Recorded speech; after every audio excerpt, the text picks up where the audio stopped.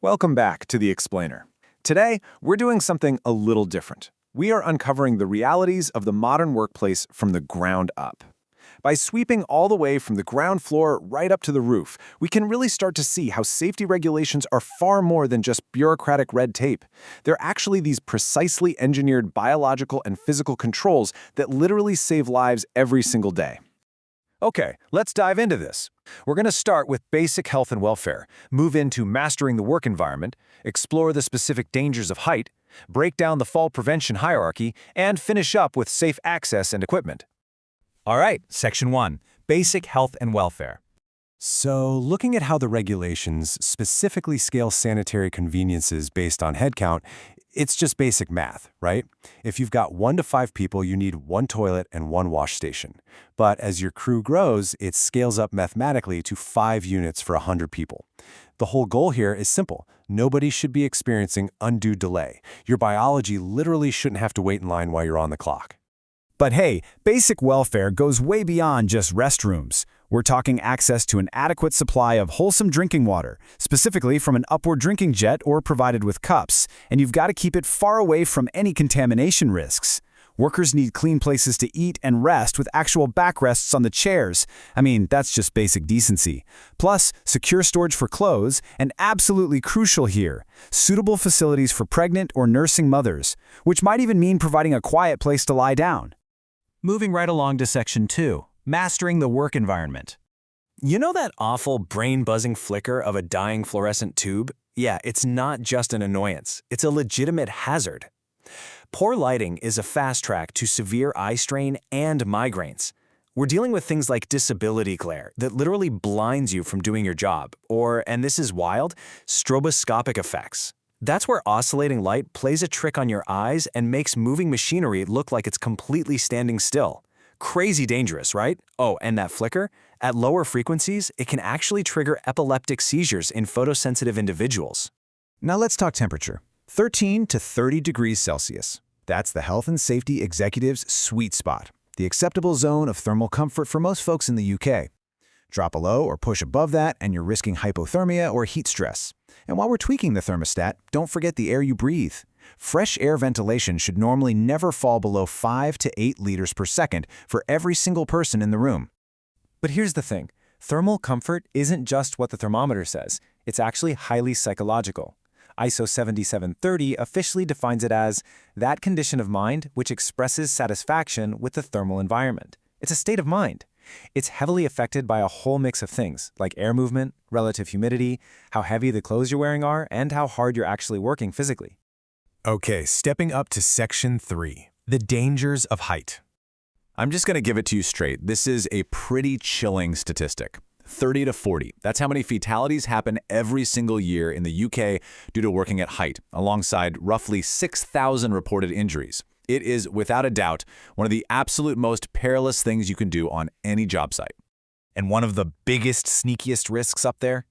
Fragile surfaces. Falling through materials like asbestos cement, old brittle plastic sheeting, or a dusty roof light is a massive hazard.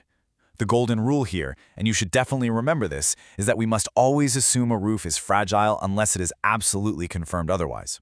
Throwing up clear warning signs at access points and using crawling boards isn't just a suggestion, it's absolutely critical. Which brings us nicely to Section 4, the fall prevention hierarchy. So, what does this all mean for how we plan our work? Well, there's a legally required 3-step logic you have to follow. Step 1, avoid working at height entirely if you can. If you absolutely can't, Step 2, prevent falls by using the right work equipment. And if that's impossible, Step 3, minimize the distance and the consequences of a fall. It's a strict, logical flow. Avoid, prevent, minimize. When you look at how this hierarchy stacks up, the main takeaway is how duty holders have to prioritize their planning. You don't just immediately jump to buying a safety net. No, you start right down at the wide, stable base of the pyramid. Avoidance is where all good safety planning naturally begins. Now, within that prevention step, there's a really vital distinction we need to clear up. Collective systems, meaning gear that protects everybody all at once, always beat personal protection. And passive systems, which protect you without you having to lift a single finger, always beat active systems. I mean, a built-in barrier is inherently safer than a lanyard you might just forget to clip yourself into, right? Let me show you what real-world avoidance looks like. You could be assembling heavy roof trusses safely down at ground level and then craning them into position, or washing high windows directly from the pavement using long water-fed poles. In both of those scenarios, the height hazard completely eliminated. That is exactly what we want to see. And finally, Section 5, safe access and equipment. Okay, so when you actually do have to go up, guardrails are generally your best friend. Why? Because they perfectly fit that passive and collective criteria we just talked about. A proper setup needs a main guardrail at least 950 millimeters above the edge, gaps no bigger than 470 millimeters, and you absolutely must have those solid toe boards at the bottom. Those toe boards are crucial. They stop a straight tool from getting kicked off and hitting someone on the ground below. But if guardrails just aren't possible, we have to look at personal systems. We're talking about a fall arrest setup, a full-body harness, a shock absorber to limit the massive forces on your body if you drop, and a rock-solid anchor point. But listen to me carefully here, because this is an active personal system, meaning you have to actively hook yourself up. It should strictly be selected as a last choice for prevention. If prevention fails entirely, well, we hit the bottom of the hierarchy, consequence minimization. That's when we rely on landing systems like airbags or safety nets. But here's the major catch. A typical fall arrest system needs a clear 5-meter drop to deploy safely. If you don't have that much clearance, these systems simply won't have the space they need to save you. Let's bring things back down to earth for a second and talk about ladders. Believe it or not, ladders are involved in a full third of all fall incidents, so they should only be used if a strict risk assessment proves it's low risk, light work, meaning you aren't carrying anything over 10 kilos. You have to maintain 3 points of contact at all times, keep the task under 30 minutes, and whatever you do, never, ever overreach. It's just not worth it. I want to leave you with a bit of a challenge today. Next time you're on site, really look around your workspace. Are your safety controls actually eliminating the risk right from the ground up?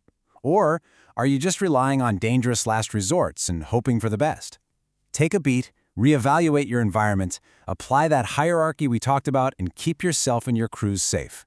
Thanks for learning with us on this explainer.